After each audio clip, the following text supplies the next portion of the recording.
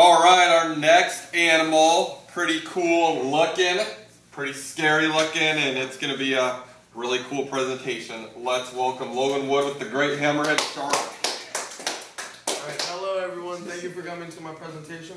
Today I'll be presenting on the Great Hammerhead Shark. So, yes.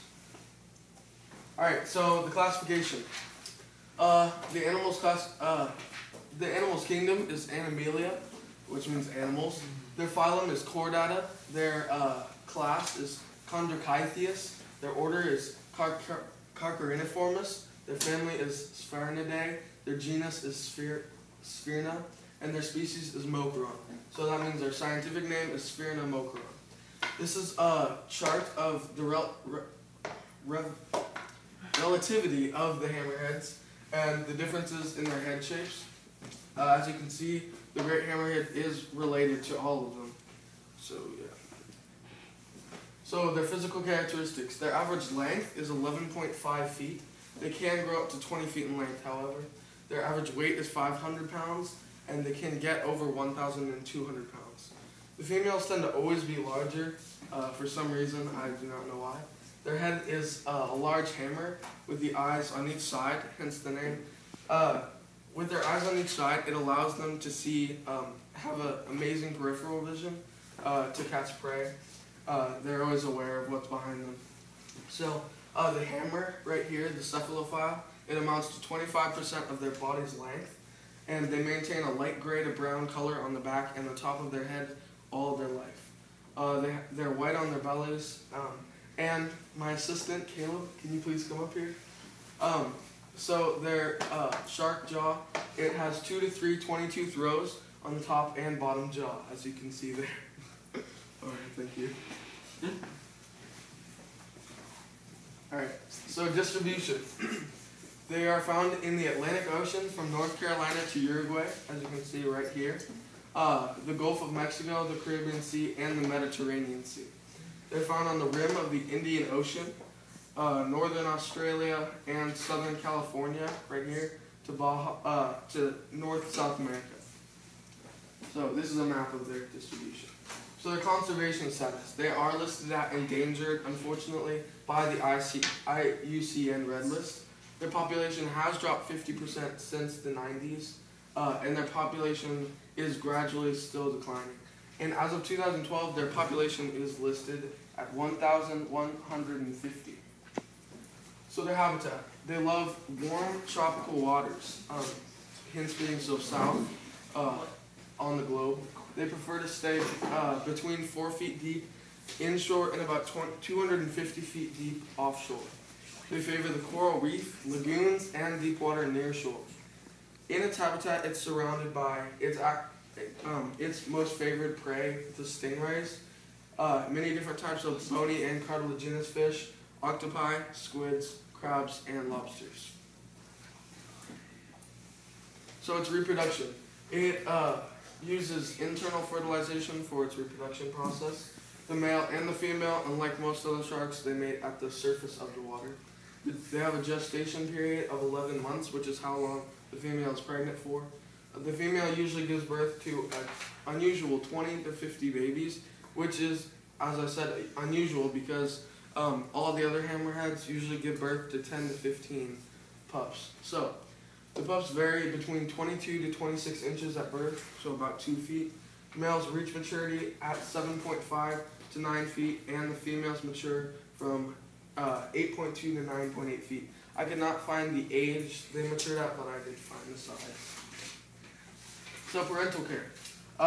They do not provide any parental care for the newborn pups, which is kind of sad because they're all alone and they are looked upon by many predators as prey. So the mom and the dad swim away, and the female gives birth every 2 years.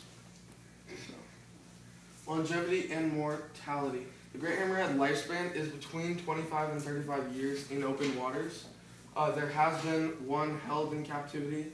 It has not died yet, so the captivity, their age in captivity has not been calculated. The females tend to live about 2 to 5 years longer than the males. Seasonal habits. Okay, due to the colder weather in fall, winter, and spring, small packs of great hammerhead will migrate south in search of warm waters. As you can see here, from all their places, they move to more southern Australian waters. In late spring and summer, they will migrate north due to much heat and humidity in the south. As you can see here, moving up in late spring and summer. It does not undergo torpor, and it does not hibernate. Their diet. Okay, the great hammerheads feed on their most favorite prey, as I said before, the stingrays. Also invertebrates such as crabs, lobsters, squid, octopi, and many bony fish. Over the years, this species has been known to be cannibalistic, which means it has been known to eat other great hammerheads when it's hungry. So these are some of their prey. Their predator relationships. Some of their predators are orcas, humans, and other larger sharks. Humans are easily the biggest threat, however, to the great hammerhead. Here are some.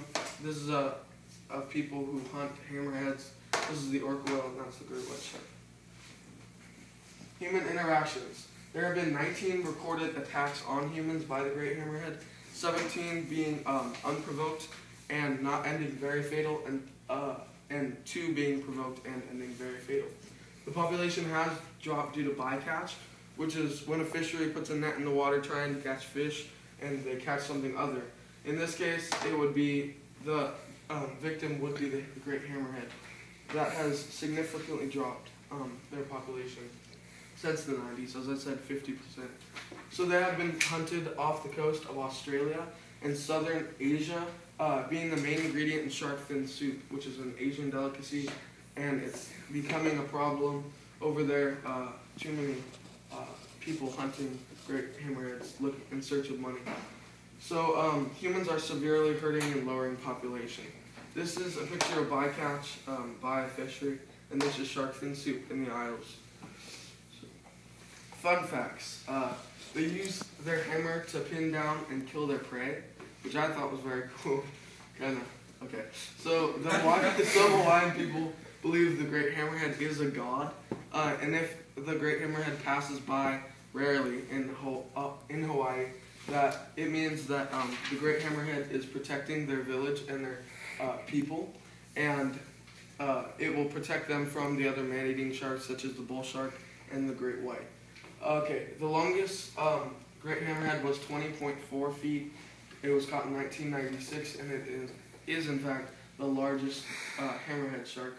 The heaviest was 1,290 pound female, caught in Florida in 2007. This is a picture of her. She's very large. I think the reason to that was because she was pregnant with 56 pups. And this is the longest great hammerhead. So the same female, she was record 49 years old. That's the oldest hammerhead there is. So this is my work cited, and the end. Questions on the questions? Awesome. So you said there was 19 attacks. Like, Yes. how many people died? 2. 2. I think, yeah, 1 or 2 as well. For the conservation, it says population is gradually what? Declining. Okay, that's right. Can you go back to that predator slide real quick? Nope. Yeah. Interesting. So, in addition to that, I was going to ask you, Ethan did his presentation on great whites, and he also said that they're being impacted by shark fin soup. So, for the shark fin soup, are they using, what kind of sharks are they using? Great whites and hammerheads, or are they using anything Basically, else? all of the sharks, all the larger sharks, because they have, their fin is very valuable, and on the market, because it makes like different kinds of interesting fabrics. So, yeah. Do they market it differently? Do they say hammerhead shark fin versus great white shark fin, or do they? I think it's all just shark fin soup. Interesting. So, Dawson. I remember having this book educated like sharks and stuff, and there's a picture of hammerhead sharks, and it said that they like swim in big groups. Is that true? The great hammerhead does not, because it is so, its population is decreasing. But other hammerheads, such as like the bowhead, they do migrate with big groups. So yes, Thank you. you were correct on that. Any other questions? No. Okay. All right. Thank you.